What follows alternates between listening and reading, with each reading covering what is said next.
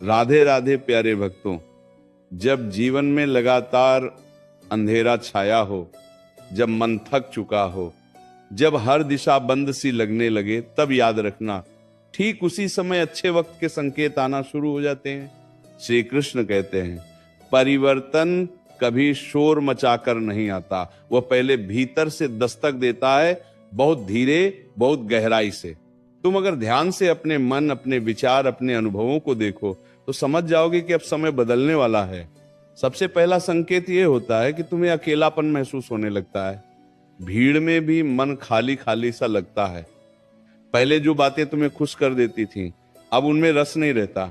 जो लोग बहुत अपने लगते थे, उनसे दूरी बनने लगती है। घबराओ मत, ये अलगाव दंड नहीं है, ये तैयारी है। श्री कृष्ण कहते हैं, जब आत्मा को ऊंचाई पर ले जाना होता है, तब उसे कुछ समय के लिए अकेला किया जाता है, ताकि वो बाहरी शोर से मुक्त होकर अपनी असली शक्ति को पहचान सके। दूसरा संकेत ये होता है कि जीवन में रुकावटें बढ़ जाती हैं। हर काम में देर, हर रास्ते में अड़चन, हर कोशिश के बाद भी परिणाम नहीं मिलता। मन पूछता है, मैं सही होकर भी क्यों हार रहा हूं? यही वह क्षण है जहां गीता का सार छुपा है। श्री कृष्ण कहते हैं, जब भाग्य का पहिया घूमने वाला होता है तो पुरानी व्यवस्था टूटने लगती है। जो चीजें तुम्हें बांध कर रखी थी, वे अपने आप ढहने लगती हैं। ये विनाश नहीं, ये पुनर्निर्माण है। तीसरा संकेत, तुम्हारा मन भीतर की ओर जाने लगता है। पहले तुम दुनिया को बदलना चाहते थे, अब खुद को समझना चाहते हो। पहले तुम सवाल बाहर पूछते थे, अब उत्तर भीतर खोजते हो। यह बहुत बड़ा संकेत है, क्योंकि अच्छा वक्त केवल बाहरी सुख लेकर नहीं आता, वो पहले भीतर स्थिरता लाता है। श्री कृष्ण कहते हैं, जिसके भीतर शांति जाग जाती है, उसके बाहर की लड़ाइयां अपने आप समाप्त होने लगती हैं। एक और संकेत आता है, पुराने दुख फिर से याद आने लगते हैं। जिन बातों को तुम भूल चुके थे, वे अचानक मन में उभर आती हैं। पुराने घाव, पुराने अपमान, पुराने दर्द। डरना मत, ये मन की सफाई है। जैसे घर में दीप जलाने से पहले धूल हटाई जाती है, वैसे ही अच्छे समय से पहले मन पुराने बोझ को बाहर निकालता है। ये पीड़ा नहीं, ये मुक्त होने की प्रक्रिया है। धीरे धीरे तुम्हें यह भी महसूस होगा कि तुम्हारी सहन शक्ति बढ़ गई है। जो बात पहले तुम्हें तोड़ देती थी, अब वही बात तुम्हें शांत कर देती है। लोग वही हैं, परिस्थितियां वही हैं, पर तुम्हारी प्रतिक्रिया बदल गई है। समझ लो, अब तुम भीतर से मजबूत हो रहे हो। श्री कृष्ण कहते हैं, जब व्यक्ति प्रतिक्रिया देना छोड़ देता है और समझना शुरू कर देता है, तब उसका उत्कर्ष निश्चित हो जाता है। एक गहरा संकेत यह भी है कि तुम्हें अनजानी सी आशा महसूस होने लगती है। बिना कारण मन कहता है, सब ठीक होगा। भविष्य स्पष्ट नहीं है, फिर भी डर नहीं लगता। यही विश्वास गीता की आत्मा है। जब जीवन तुम्हें विश्वास दे, तब समझ लेना कि ईश्वर तुम्हें संभाल रहा है। कभी कभी ऐसा भी होता है कि लोग तुम्हें गलत समझने लगते हैं। तुम्हारी नीयत, तुम्हारा मौन, तुम्हारी दूरी, सब पर प्रश्न उठने लगते हैं। यह भी संकेत है। श्री कृष्ण कहते हैं, जब तुम्हारा स्तर बदलने लगता है, तब पुराने दृष्टिकोण वाले लोग तुम्हें समझ नहीं पाते। ये पीड़ा अस्थायी है, पर इसका फल बहुत ऊंचा होता है। अच्छा वक्त आने से पहले जीवन तुम्हें झुका देता है। अहंकार टूटता है, अपेक्षाएं गिरती हैं और मन विनम्र हो जाता है। क्योंकि जो विनम्र होता है वही सच्चा पात्र बनता है। घड़ा खाली हो तभी भरा जाता है। याद रखना, जब तुम्हें लगे कि अब सहन नहीं होता, जब आंसू बिना आवाज के गिरे, जब प्रश्न बहुत हों और उत्तर कोई न दे, वही क्षण सबसे निकट होता है बदलाव के। श्री कृष्ण कहते हैं, अंधेरी रात के बाद ही सूर्योदय होता है, और सबसे अंधेरी रात वही होती है जो सुबह से ठीक पहले आती है। तुम टूट नहीं रहे, तुम तराशे जा रहे हो, तुम खो नहीं रहे, तुम्हें सही दिशा दी जा रही है। जो जा रहा है उसे जाने दो, जो रुक रहा है उसे संभालो। क्योंकि अच्छा वक्त शोर के साथ नहीं आता, वो शांति के साथ प्रवेश करता है। श्री कृष्ण कहते हैं, जब अच्छा वक्त पास आता है, तब जीवन तुम्हें सब कुछ सिखा कर लाता है, पर बिना बताए। तुम बस अनुभव करते हो, समझ बाद में आती है। अब ध्यान से सुनो, क्योंकि ये संकेत बहुत सूक्ष्म होते हैं और जो इन्हें पहचान लेता है वो कभी टूटता नहीं।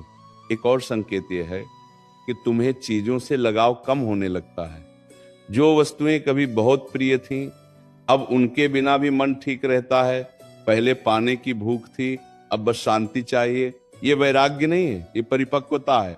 श्री कृष्ण कहते हैं, जब आत्मा ऊंचाई पर जाने लगती है तब वो बोझ हल्का करती है। जो छूट रहा है उसे पकड़ने की कोशिश मत करो, क्योंकि वही छूट तुम्हें आगे उड़ने देगा। फिर एक समय ऐसा आता है जब तुम्हारे आसपास सब कुछ वैसा ही होता है, पर तुम्हारा मन बदल चुका होता है। पहले तुम हालात से लड़ते थे, अब उन्हें स्वीकार करते हो। पहले शिकायत करते थे, अब सीख लेते हो।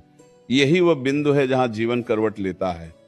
श्री कृष्ण कहते हैं, जिसने स्वीकार करना सीख लिया उसने जीतना सीख लिया। अच्छा वक्त आने से पहले तुम्हें कई बार निराशा घेरती है। ऐसा लगता है सब व्यर्थ है, कुछ भी बदलने वाला नहीं। पर याद रखना, यह निराशा आखिरी परीक्षा होती है। जैसे बीज मिट्टी में सड़ता है तभी अंकुर बनता है। अगर बीज बोल सकता तो कहता मैं मर रहा हूं, पर वास्तव में वह जन्म ले रहा होता है। यह गहरा संकेत यह भी है कि तुम्हें मौन प्रिय लगने लगता है। अनावश्यक बोलना अच्छा नहीं लगता, भीड़ से मन हटने लगता है। तुम शब्दों से ज्यादा भावों को समझने लगते हो।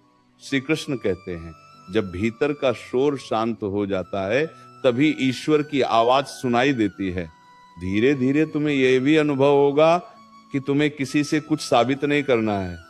लोग क्या सोचते हैं, इससे फर्क पड़ना कम हो जाता है। ये उदासीनता नहीं है, ये स्वतंत्रता है। क्योंकि जो व्यक्ति दूसरों की राय से मुक्त हो जाता है वही अपने भाग्य का निर्माण करता है। अच्छा वक्त आने से पहले जीवन तुम्हें खाली हाथ कर देता है। सहारा छिन जाता है, भरोसे टूटते हैं, उम्मीदें बिखरती हैं, और तभी श्री कृष्ण कहते हैं, अब मैं तुम्हारा सहारा बनूंगा। जब तक तुम किसी और पर निर्भर रहते हो तब तक तुम्हारी शक्ति सोई रहती है। जब सब छूटता है तभी आत्मबल जागता है। कभी कभी तुम्हें अपने ही फैसलों पर संदेह होने लगता है। मन कहता है, क्या मैं सही रास्ते पर हूं? यही प्रश्न तुम्हें सही दिशा में ले जाता है। जो व्यक्ति कभी खुद से प्रश्न नहीं करता वो कभी ऊंचा नहीं उठता। एक संकेत यह भी है कि तुम्हें छोटे छोटे क्षणों में सुख मिलने लगता है। हवा का झोंका, सुबह की रोशनी, किसी का मुस्कुरा देना, ये सब अनमोल लगने लगता है।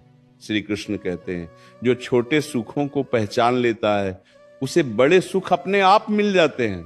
याद रखना, जब जीवन तुम्हें तोड़ने जैसा लगे तब समझ लेना कि अब तुम्हें नया रूप दिया जा रहा है।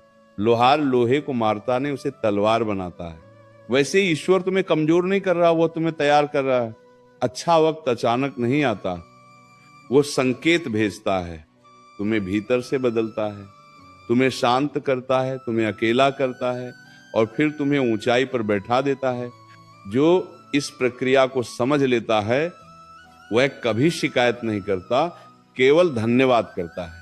तुम्हारा समय आ रहा है, धीरे आ रहा है, पर स्थायी आ रहा है। इसलिए धैर्य रखो, मौन रखो और विश्वास रखो। श्री कृष्ण कहते हैं, जो प्रतीक्षा करना सीख गया वह सबसे सुंदर फल पाता है। अब सुनो, क्योंकि यहां से वे संकेत शुरू होते हैं जिन्हें लोग अक्सर समझ नहीं पाते और बाद में कहते हैं, काश उस समय पहचान लिया होता। श्री कृष्ण कहते हैं, अच्छा वक्त आने से पहले जीवन तुम्हें धीरे धीरे अंदर से खाली करता है, ताकि जो आने वाला है वह पूरा उतर सके। एक गहरा संकेत ये होता है कि तुम्हें बार बार ऐसा महसूस होने लगता है कि तुम जैसे पहले वाले तुम नहीं रहे। पुराने स्वभाव, पुरानी आदतें, पुराने क्रोध सब कमजोर पड़ने लगते हैं। कभी कभी तुम्हें खुद पर ही आश्चर्य होता है, ये मैं ही हूं जो पहले गुस्से से भर जाता था, अब शांत कैसे रह पा रहा हूं। यही वह परिवर्तन है जो आने वाले उजाले की घोषणा करता है। अच्छा वक्त आने से पहले मन में एक अजीब सी थकान आती है। शरीर काम कर रहा होता है पर आत्मा विश्राम चाहती है। ये आलस्य नहीं है, ये संकेत है कि तुम बहुत कुछ सह चुके हो और अब तुम्हें नई ऊर्जा मिलने वाली है। श्री कृष्ण कहते हैं, जब आत्मा विश्राम मांगती है तब वह अगले चरण की तैयारी कर रही होती है। तुम यह भी अनुभव करोगे कि तुम्हें झूठ, दिखावा और बनावट से चिढ़ होने लगी है। जो बात सीधी नहीं है वह सहन नहीं होती। ये कठोरता नहीं है, यह शुद्धता की ओर यात्रा है। क्योंकि जो व्यक्ति सत्य से जुड़ जाता है उसके जीवन में स्थायी सुख आता है। एक और संकेत है, तुम दूसरों की पीड़ा जल्दी महसूस करने लगते हो। पहले अपने दुख ही भारी लगते थे, अब किसी और के आंसू भी भीतर तक चुभते हैं। ये कमजोरी नहीं है, ये करुणा का जन्म है। और करुणा उसी हृदय में जन्म लेती है जिसे ईश्वर विशेष कार्य के लिए चुनता है। कभी कभी ऐसा होता है कि तुम्हें जीवन बहुत धीमा लगने लगता है, जैसे सब कुछ रुका हुआ है। पर श्री कृष्ण कहते हैं यही वह ठहराव है जहां नियति अपने सबसे बड़े निर्णय लेती है। बीज मिट्टी के नीचे चुपचाप रहता है और उसी मौन में उसका भविष्य बनता है। तुम्हें यह भी लगेगा कि तुमसे कुछ छिन गया है, पर वास्तव में वो बोझ था जो तुम्हें आगे बढ़ने से रोक रहा था।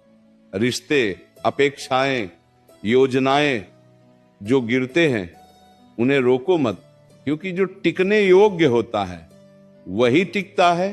अच्छा वक्त आने से पहले तुम्हें बार बार ये विचार आता है कि अब जैसा चल रहा है वैसा नहीं चलेगा। भीतर से आवाज आती है कुछ बदलना होगा। यही आंतरिक पुकार परिवर्तन का शंखनाद है।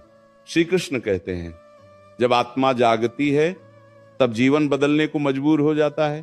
तुम्हें छोटी छोटी बातों पर धन्यवाद कहने की आदत पड़ने लगती है।